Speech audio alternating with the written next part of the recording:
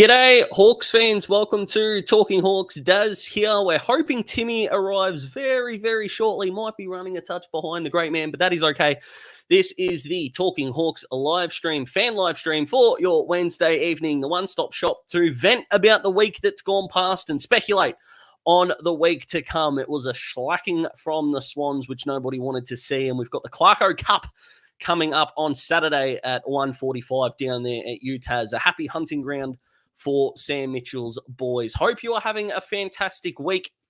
Hope that week continues to be amazing. And of course, this is Talking Hawks, connecting Hawthorn fans from all around the globe, not just to each other, but to the club itself. And that is what we are looking for. All of my Hawthorn merch at the moment seems to be in my washing machine. So I'm rocking the Los Angeles Chargers, Justin Herbert top tonight. I'm not even a Chargers fan, but I love the man. So just before we get those comments out of the way, I thought I would address that from that. But of course, tonight is run as per usual by the great people, that being the fans.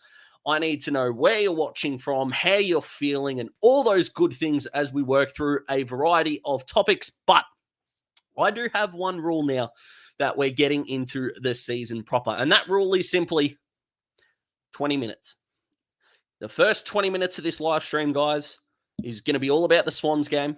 All right. And then from there, it's going to be all about North. We've got to wipe the slate clean at some point, and I'm going to get to all of your comments in just a second. They are flooding through already. My goodness me, you guys are wanting to have a chat, and I'm wanting to have a chat with all of you, and I'm looking forward to this in a big, big way. But we've got Cody, we've got Let's Talk Hawthorn in the group. We got Brooke, we got Fred's back in the house, which is fantastic. We got Chris saying g'day, which we love as well. And I'm loving the fact that you guys are already filling up the comments, and we'll get to any and all of those beautiful things tonight. Oh, we appreciate that. Noctis jumping in. But the great man, Timmy, is just rocked up. I'm going to let him in a second, but I'm going to also get him to react to what Sam has said here as we say g'day to the great man himself. The soaring to new heights, great man. The Talking Hawks, great man. The player interview king himself. Timmy, how are you, mate? And welcome. Good, thanks. Thanks very much. Apologies for the lateness. We had a couple of issues at bedtime, so. Oh, that's all right, mate. That's okay. It's the teacher in you. I can feel the guilt already. My goodness me. But that's okay, mate. But what are you thinking about this comment from Sam? Hoping, well, even if we do get belted every week, keep pumping experience and games into these boys. Sam Mitchell is the man for our club. Just keep trying and we'll all stay faithful. I love that message. What do you reckon? Well, we might be having a problem with Timmy here with the connection, Hawks fans, but that's okay. Hopefully that gets fixed up ASAP for the great man.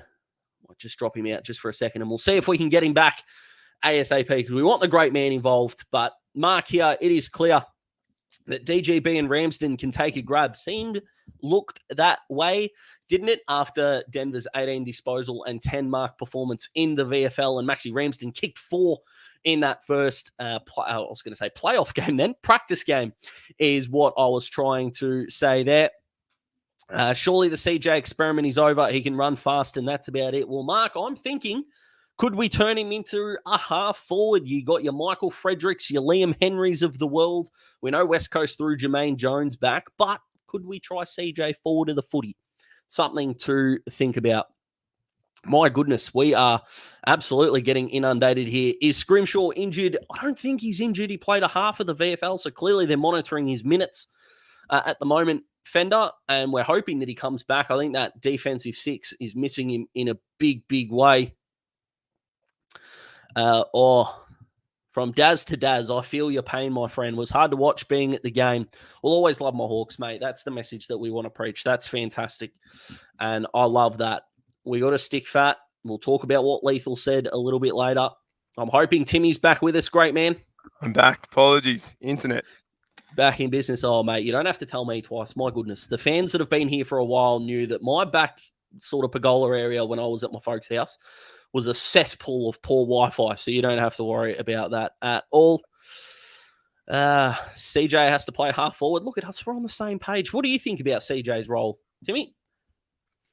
I actually think he played wonderfully on a half-forward flank. I think if you use his pace, get him running up at the ball, we know he's very hard to catch. Obviously, he's got an amazing leap. So at the moment, we're kicking into 3-on-1, 4-on-1, 5-on-1s at times. Imagine if you've got CJ coming in from the side with that great leap, being able to make a bit more of a contest. I certainly can't see any fault in trying it. And he's got the polish too. We saw that in round 1, didn't we? My goodness. Did. Brooke here, not holding back. No pressure thoughts. Well, Brooke, you bring this up. Of the last 40 games, the Hawks' pressure rating in round 1 and round 2 make up 2 of our bottom 5 in our last 40 games. Sums it up, and not in a good way at all. So, Timmy, forward of the ball is where the pressure needs to come to the fore, my friend, and I reckon you're in the same boat there. Absolutely. I think if you look at the game against Essendon and then obviously on the weekend against the Swans, I think there was a bit more of an effort in terms of pressure against the Swans than there probably was in the first game against Essendon. But if you compare it to some of those great teams that we've seen early on this season, we're nowhere near that. Absolutely. Con asking the questions, can we teach the defenders to put some body on their opponents? I'd love that, personally. Joel Amati is a VFL player who seemingly only plays well against us and Essendon, it feels like. And, yeah, I don't know why Frosty was giving him 15 metres to start the game, Timmy. My goodness me, but maybe that back shoulder is something, you got to learn the basics before you learn the fancy stuff. I learned that the hard way in Hospo, and I think maybe the defenders have got to do the same. Your thoughts? Yeah, I think they need to be closer. I think at the moment, you watch that first bounce and Frosty was about 10 metres, 15 metres away from Joel Amati, and throughout the game, there was too much in terms of looseness from the defence. So I know we like to play an attacking style with the defence taking off and that, which is wonderful, but when they're defending, they have to remember they're defenders. And he might have dropped out again, Timmy, which is not what we want at all. But a shout out to Pommy here. He's a great man. He's a great Carlton man. Hawks fans, go easy on him, but he is a star around the traps with the AFL as well. And I did a video with Pommy on my channel, Daz Talks Footy, not too long ago, and he's a star. So shout out to the great man there. A lot of love for Mitch Lewis coming through. Timmy, I think we miss him more than anyone gives us credit for. I think, how badly would North be going if they didn't have Nick Larkey? He's leading the Coleman at the moment. Would Adelaide be in such a good spot with Darcy Fogarty out? Yes, they've got Tex and Elliot Himmelberg, but Fogarty's clearly the leader of that forward line. GWS, Jesse Hogan started pretty well this year. He's not an automatic fix, but he's an automatic improvement. Yeah, I think Lewis coming back in just gives us a bit more shape going forward. At the moment, Paul Cozzi has looked a bit sort of all at sea in the first 2 games. I think if you bring Mitch Lewis back in, all of a sudden he's that big presence that's there. He's able to make that contest as well. And I think he's someone that we definitely need. And it's a shame that, his return was put back a week. But, I prefer to see him in, say, week 5 or week 6 than for him to come back and miss the rest of the season. Yeah, spot on. Pommy, to answer your question, his hamstring still recovering from carrying around the massive unit that he is, the great man. So we're hoping he is back on the park ASAP. So, Timmy, I know you were logging on before and going over a few things, but we've got about 11 and a half minutes left until we got to wipe the slate clean of the Sydney game, and then we'll move on to North. But will still come in. Tommy, I think this one's a little bit harsh. I'm not sure he always gets injured, and even if he is, they are a bit of freak accident. I can't remember too many soft tissue injuries, Timmy. An ACL, obviously not a soft tissue injury, but a bit harsh there, maybe. Oh, no, we've definitely got a Wi-Fi issue with Timmy there, which is an absolute shame. I hope that can get fixed up ASAP. Brooke, did we see Ned Long? I've seen good highlights. Absolutely, 28 disposals and doing all the things that he needs to do. Could he be a good inclusion for our forward 50? Definitely think he could be as a bigger half forward. I'm not necessarily saying a Jack Gunston type because he's more of a contested player than a player that thrives on the lead. But, yeah, I think Ned Long would be well-served in this side. But again, I wonder about the pressure. And I think that's, in my opinion, why Sam Butler can't afford to be the sub. What do you think of Sam Butler as the sub, Timmy? Yeah, I don't think Butler can be the sub. I think he has to play. If we're talking about having that pressure forward that's there, that's Butler's role. And not playing him on the weekend in terms of him coming on as a sub, I think that was probably a mistake that we made. I really think we need to have Butler in that forward line. Probably need to have Brockman as well. I think you at the moment, in terms of that pressure, some of those pressure forwards is what we're really lacking, especially when the ball's going to those 3 and 4 on ones. There's not enough of those little blokes around there to be able to put the pressure on. Yeah, and Chad out as well would be very much. Bit of love for Fred, for Jack O'Sullivan. You're a Jack O'Sullivan fan too, Timmy, which we love to see. Long is hungry, put him in. A bit early for Jack. I feel like it might be a throwing him to the wolves kind of scenario, which is not what we want. Yeah, look, coming off 18 touches on the weekend, playing at Tramway Oval, so it's the ground that's opposite the SCG. Kicked 2-2, which is great. So in the past 2 weeks, he's kicked 4 goals. So he's certainly able to find the big sticks, which is wonderful, but I think probably a bit too early for Jack. Maybe around the bye time might be a good opportunity to give him a run in the seniors. Yep, I like it a lot.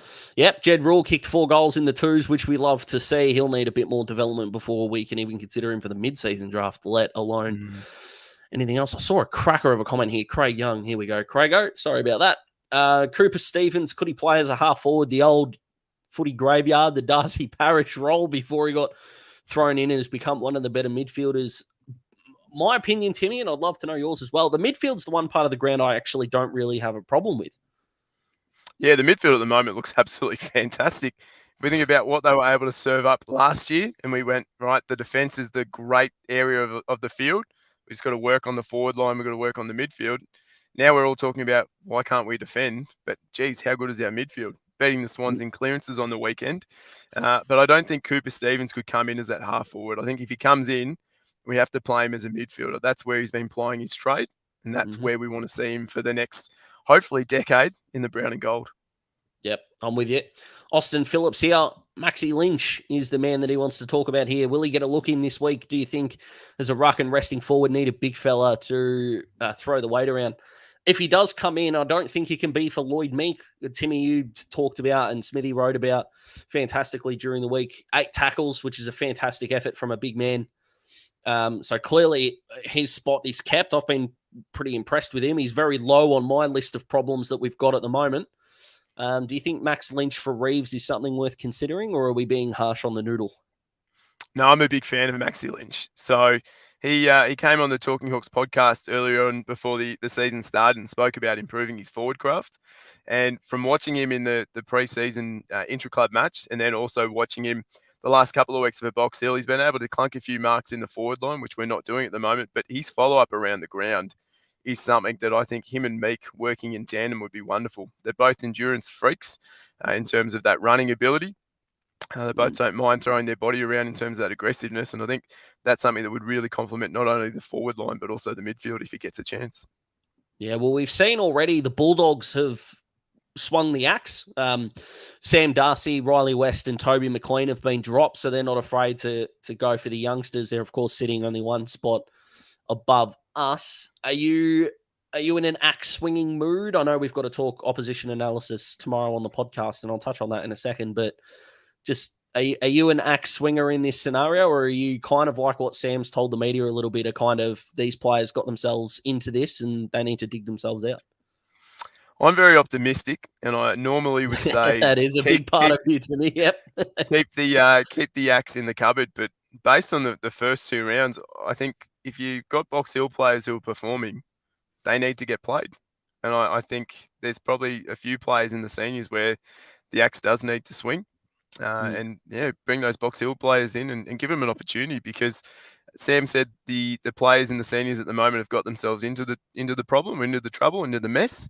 But if you've got guys in the twos who are doing all the things that we want to see, give them an opportunity. Yeah, I'm with you. I think outside of that centre square, spots are open.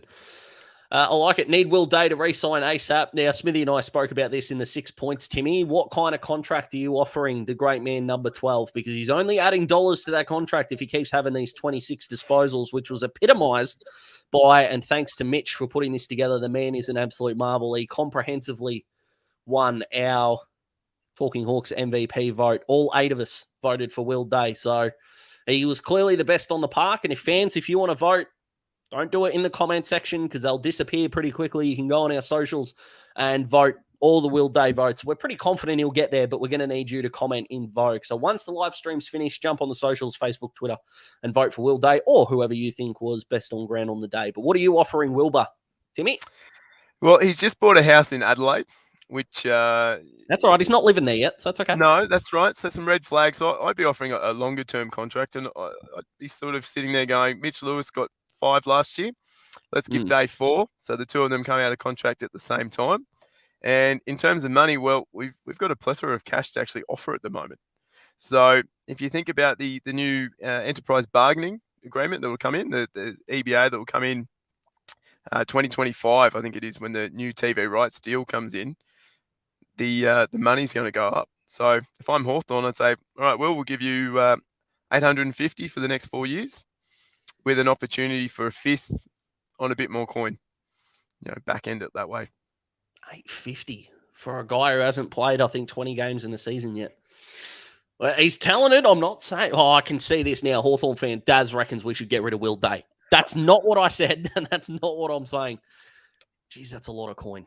That is a lot of coin. All right. I don't mind it. Adelaide and Port don't have a first-round pick either. So, I mean, if they want him, good luck. Yeah, but Brooke Day was clearly our best. I reckon Moore tried hard. Let me tell you, if it wasn't for Will Day being a star, my Dylan Moore 5-star call on the opposition analysis would have looked awesome. I like this. Georgiades in an early second round if Day ends up leaving. My favourite part of this is what I love about fans and why I love these live streams is it's always the trades that the opposition clubs would laugh at you at.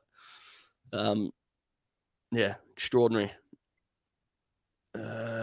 And Tommy, we know Tommy loves Wilbur. No pressure. He's just the next 30. No pressure there, Timmy.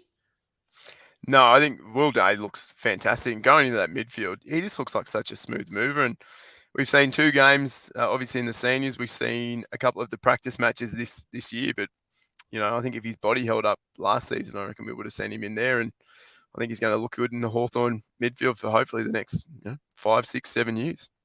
Yep. I don't think I've read a comment tonight. I agree with more. Lauren here, there's more senior players plus 30 games should have the axe swung. Let the first, second year players have some consistency, but must try something new and reward the talent at Box Hill. I couldn't agree more. And it's kind of been the frustration to me, if you like, is I kind of give most players, even under 40 games, about 2 years, a pass mostly because you're going to get some inconsistency unless, you're a Nick Dacos type, and clearly we don't have him. So, but yeah, there are some senior guys, especially in that back 6, that I think should be a little bit worried right about now. Yeah, I think, those players that we know, so, Sam Frost has obviously played more than 30 games. There's a few players in that back line, unfortunately, who aren't performing. And I think if you've got guys at Box Hill who are, like Denver on the weekend, who I think he had 10 marks out of his 18 disposals, 10 marks. You've got guys knocking the door down at Box Hill. You have to reward it. Yeah, I think so. I think so. Oh, I like this from Jaden. It's not too early to look at next year. Do you think next offseason we'll make any big moves or stay the course with the group we have? I don't think it's a free agency class that stands out all that much. So I don't think we're going to attack free agency that well, Timmy, but I don't think we need a Darcy Parish in that midfield or anything like that. Georgiades is an option, but I think West Coast and Essendon will want to pay him more. So, not a lot of love for the forward line, which I mostly agree with. Yep, Andrew jumping on Lauren's bandwagon there, which we love. Reward for effort has to be our mantra going forward. I like it. Only ones in the back line I would consider safe are Blank, Hardwick, and Sicily. Hardwick and Sicily I agree with, and I think Jimmy Blank's in that group mainly because Frosty might just be going like a busted at the moment, and that's why Jimmy's safe. I thought that was the worst game Jimmy's played, but if that's the worst game of his career, I can more than live with that. Yeah, absolutely. And I think it was pretty tough on him watching the replay again. And I know not too many Hawthorn fans have actually gone back and watched it, and I wouldn't blame him for doing that either. But watching him, there was a few times there where he was, by himself with 3 Swans players. And so, realistically, whichever one he went to, there was 2 free opponents. So I don't blame Blank for his game on the weekend. I think, it moves to a few of the players up the ground not getting there to support him. Absolutely. So now we're heading towards the 20-minute mark, Hawks fans. So the Sydney game chat stops right here. We are wiping the slate clean. The Sydney game is out of our mind. We'll look at things like team selection, team speculation, and we'll look at North as well. Cody, I'm going to get to your question in just a tick if I can scroll back up and find it. But let's have a look at North, Timmy, and we start, as we usually do, my friend, with the injury list. So we got Callum Coleman-Jones, who's not going to play. Tristan Sherry, who's definitely not going to play. Braden George, definitely not going to play. Paul Curtis got through training today, so highly likely that he's going to play. But the news coming out that hasn't been updated on afl.com.au yet is Jai Simpkin is not playing. So, look, there's only one midfielder to worry about now. Problem is, he's winning the Brownlow right now in Luke Davies-Uniacke, who would have got the 3 votes in both games.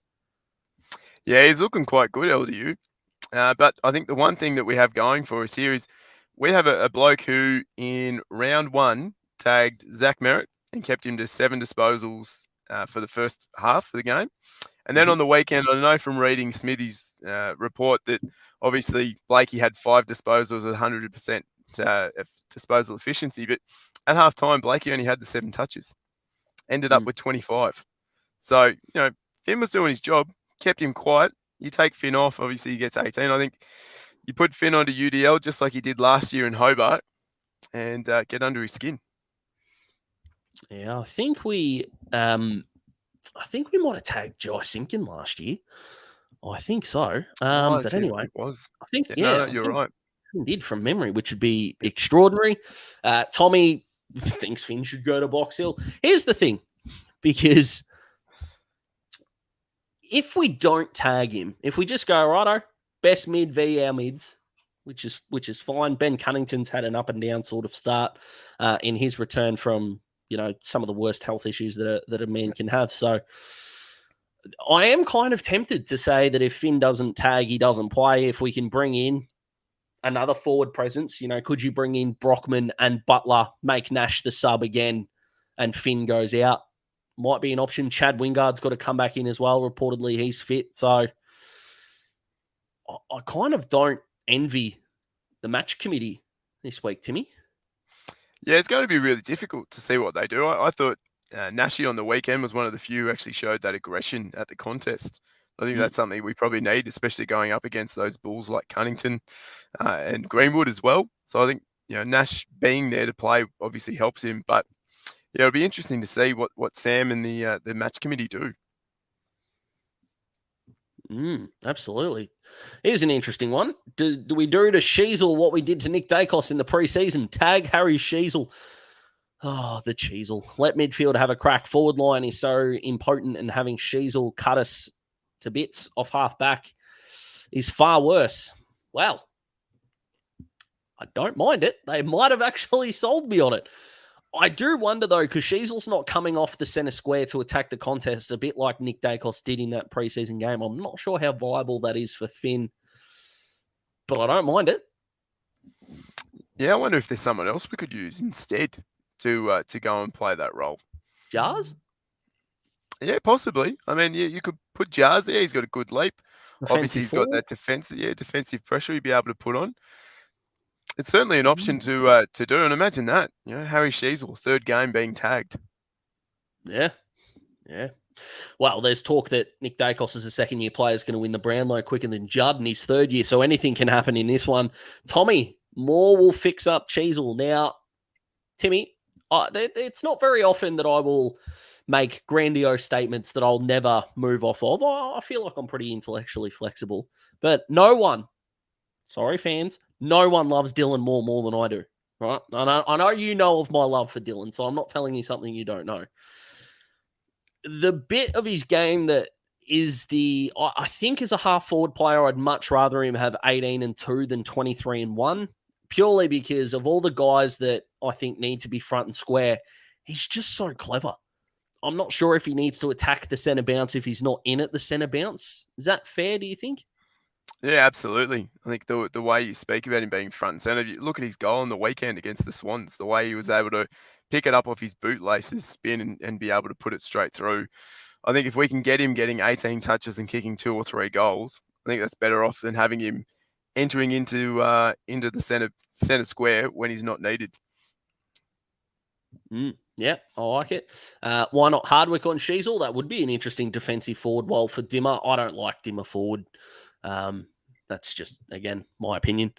Don't want to take more out of it. Yeah, I'm rather in focus on his own game. Yep, I don't mind it either as well. He's dangerous with footy in hand, but it's just our structure 60 metres out from goal is just pox at the moment. Like we were saying in the 6 points, our conversion of our scoring per inside 50 is actually 11th in the competition. Equal 12th in the competition. That doesn't reflect a team that's 18th on the ladder. It's getting it in there, which is the problem, which is, of course, like we talk about, our structure on the wings and at half forward, which is letting us down in a big, big way. And the 50% we had on the weekend was equal 8th in the competition, and we scored 37 points. So something to think about. Sam needs to introduce the unsociable Hawks this week.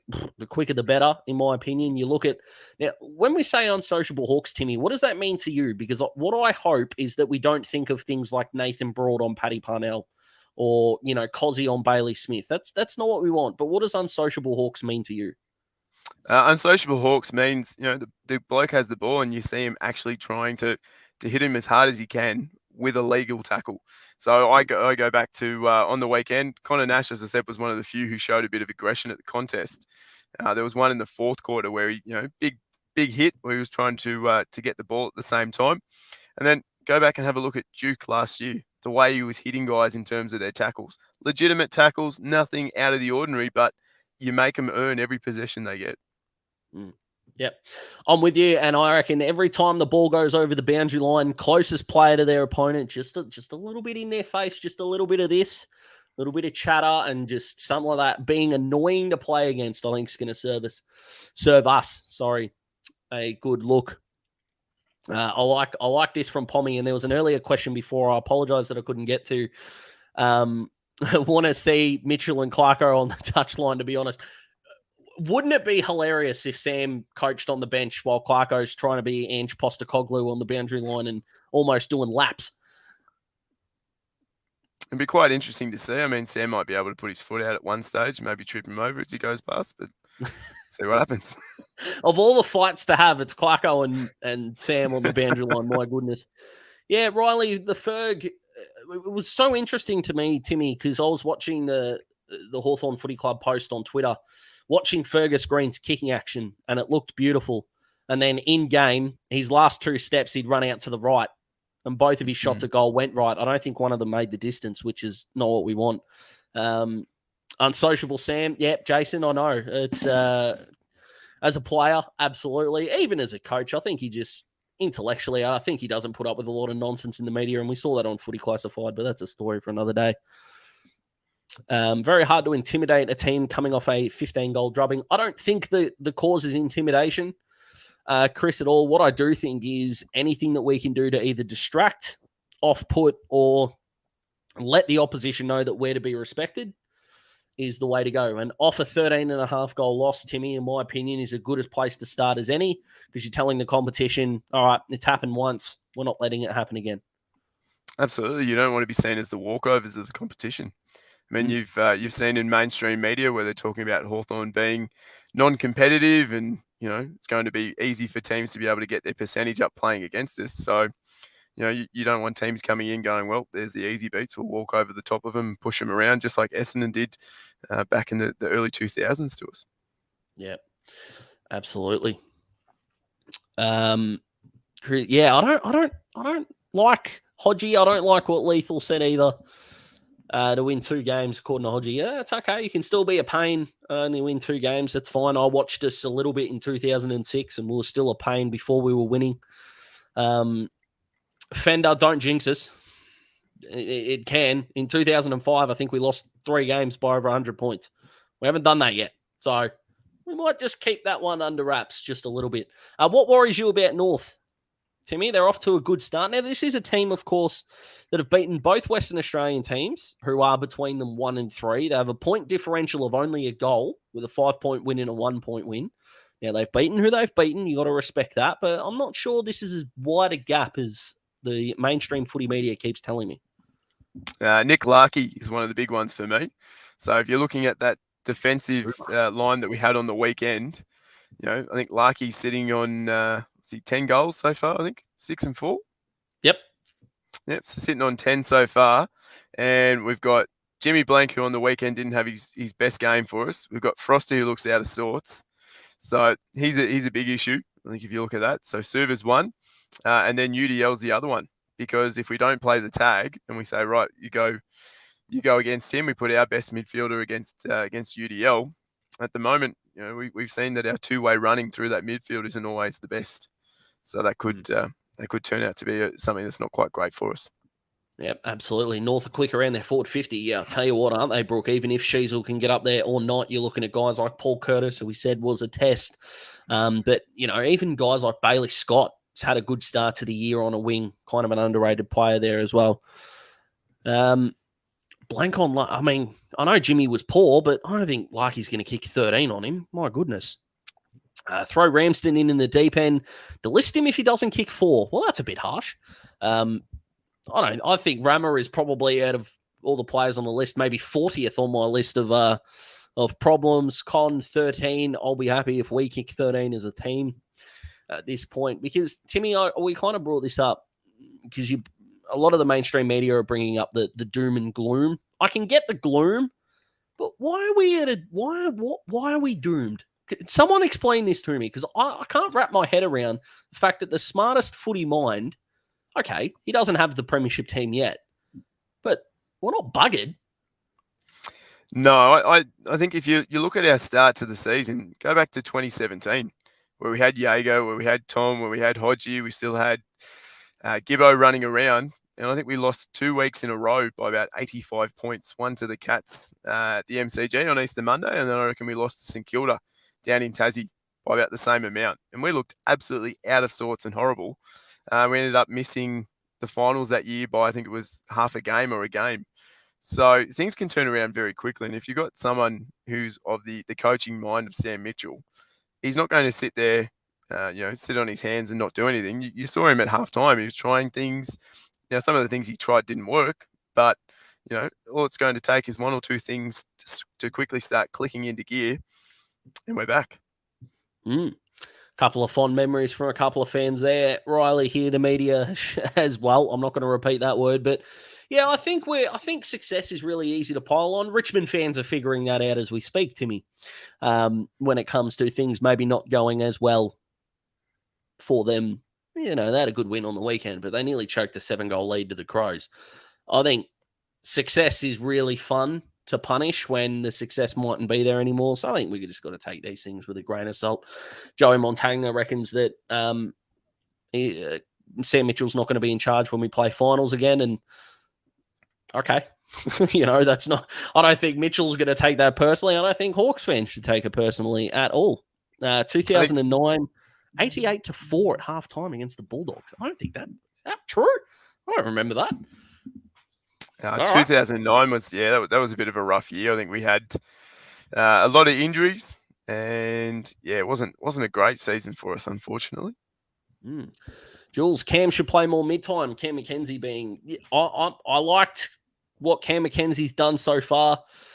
He can't be there the entire time in the midfield just because of, you look at Dacos is off a halfback flank. They're not throwing Sheasel in, that role. Even an experienced guy like Oscar Baker at a new club is on a wing. There's not too many guys that are going into that midfield as fresh players and playing a whole lot of game time. So I'm fine with Cam's rotation there. He's going to be really, really good at times. He's going to be a little bit quiet, but with the footy, Timmy, I love Cam McKenzie with the footy. It's I can breathe easy when he's got the footy, which can't be said about too many, to be honest. I love the way he lowers his eyes going forward. That first game against the Bombers, lowered his eyes and hit Bruce, lace out. And then I think he did it again against the Swans as well, where he just lowered his eyes going forward. And it's not that blaze away. And I know that a lot of our midfielders, when they get the ball 60, 70, 80 out, they do blaze away. And it's nice to see this, a bit of composure from a young kid. Yeah. Wayno, I love it. The defense, we need to wonder about the defense, of course.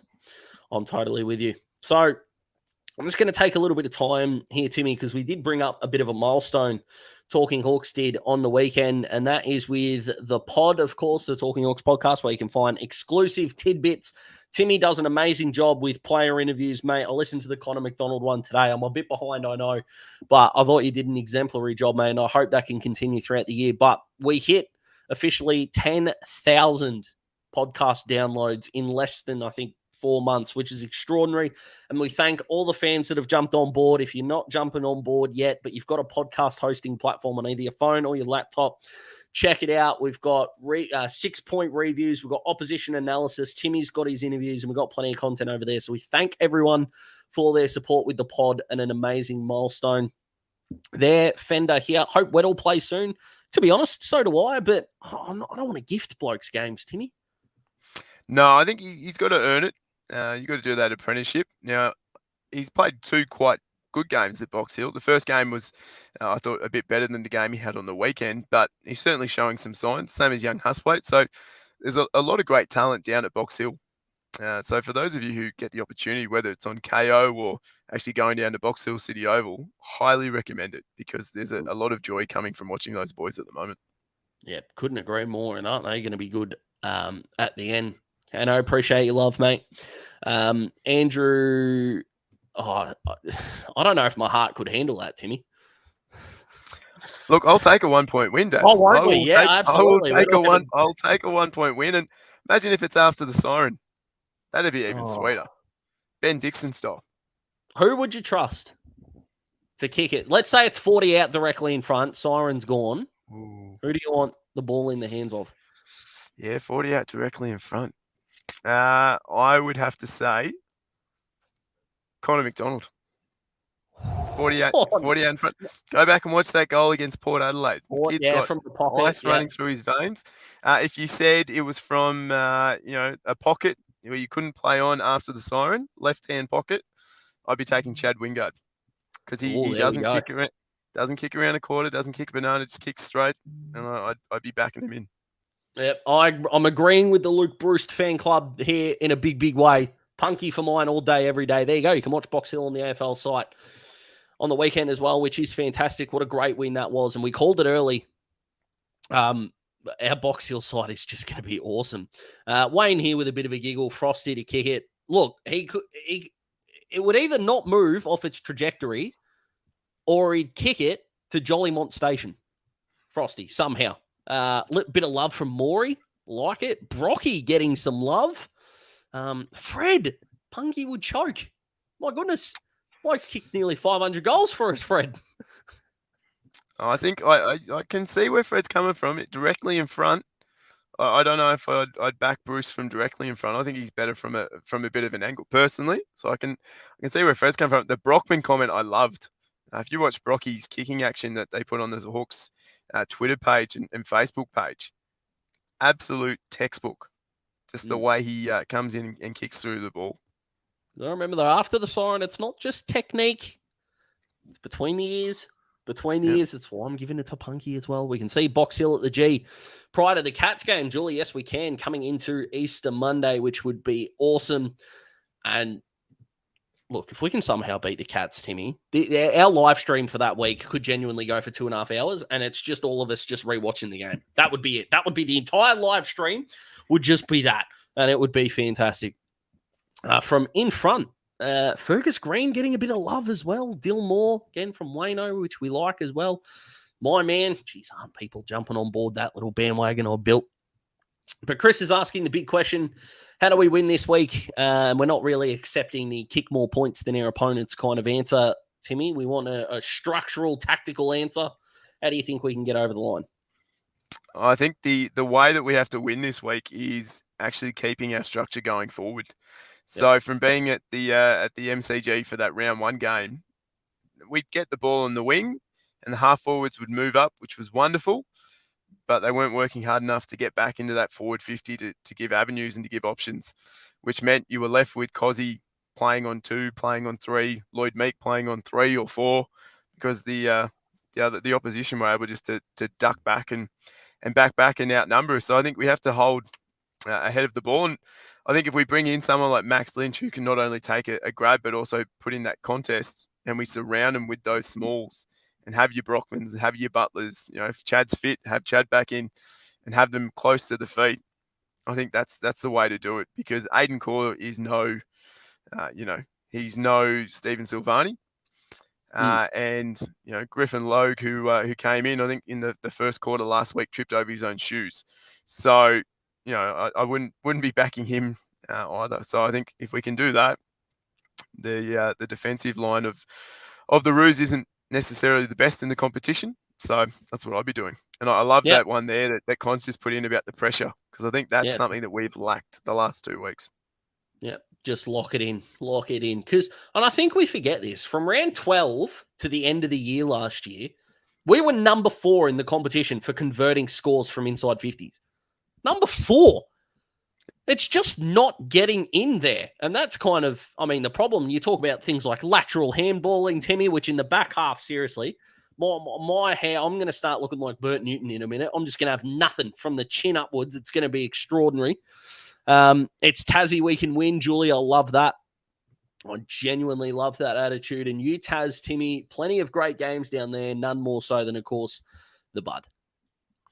Yeah, I think actually Utah Stadium for us is going to play well. The game plan on the SCG wasn't going to work.